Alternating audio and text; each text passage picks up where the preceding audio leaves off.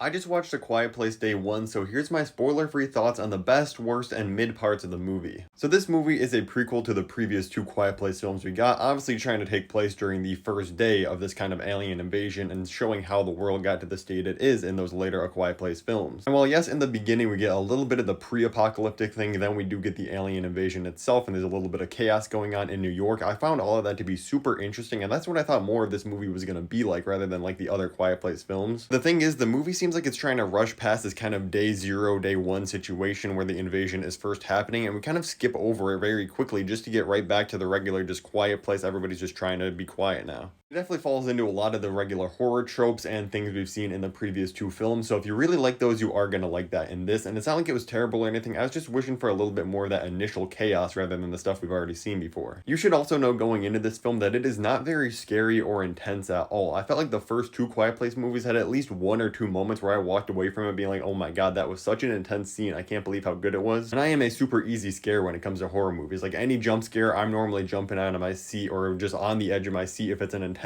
scene, but in this film I just wasn't really feeling it that much. In the mixed category for me, because it's not really a bad thing. I don't mind a horror movie not being super scary. I honestly kind of prefer that a lot of the times. Honestly, A Quiet Place Day One is way more of a drama than anything else in my opinion. It being kind of more of a drama is what makes the characters work so well. I wasn't sure how to feel about Lupita Nyong'o and Joseph Quinn being cast. Like, I like both these actors, I just wasn't sure how they'd be pairing up together in this type of film, but it worked incredibly well. Lupita Nyong'o is pretty much who we follow throughout this entire movie from beginning to end, and she kind of stumbles upon Joseph Quinn's character in the middle of it, but their dynamic together is so good once the characters actually meet. They share some seriously heartwarming and endearing scenes together of these two characters just living in this apocalyptic world, just trying to figure out how their new way of life is going to be and making this bond together, and it's honestly beautiful, which is honestly kind of the last thing I'm expecting to walk away from a horror film with, but it really worked in my opinion. Not gonna lie, this cat is another major positive for me. He is there throughout the entire film, and honestly, he is the most intense part of this movie because I was constantly wondering, is this cat gonna make it to the end or not? But even though he kind of just exists for upping the anxiety a little bit and giving cute points to this movie, he also does kind of drive the plot forward, funnily enough, because this cat leads our characters into certain directions and gets them into certain scenarios. We'll also give bonus points to this movie for being like a brisk 90 minutes if you don't include the credits. This thing moves very quickly. I honestly could have used maybe like 10 more minutes, like I said at the beginning, to expand a little bit more on the very first moments of this kind of invasion happening. But in an age of movies that are just unnecessarily like 2.5+ hours all the time now, I will take a nice, clean, quick horror movie that you can get in and out of the theater in and not ever feel like it's dragging along. I definitely think the ending does work very well. It's not like one of the greatest endings you'll ever see in your life or anything, but again, it plays in that emotional core of the film, which is definitely the best part of this movie. Overall, I think if you're someone that liked the first two Quiet Place movies, you will definitely find a lot to enjoy within this, or even if you haven't seen these two, this does stand alone on a good enough film. Just know what you're getting into. It's not some super scary or suspenseful movie. It's more of this kind of apocalyptic film and following these characters as they navigate their new lives through this and just trying to survive and make it to the next day. I think it was very enjoyable. It's about a 6.5 to 7 out of 10 for me. If you've seen it, let me know what you thought of it in the comments below.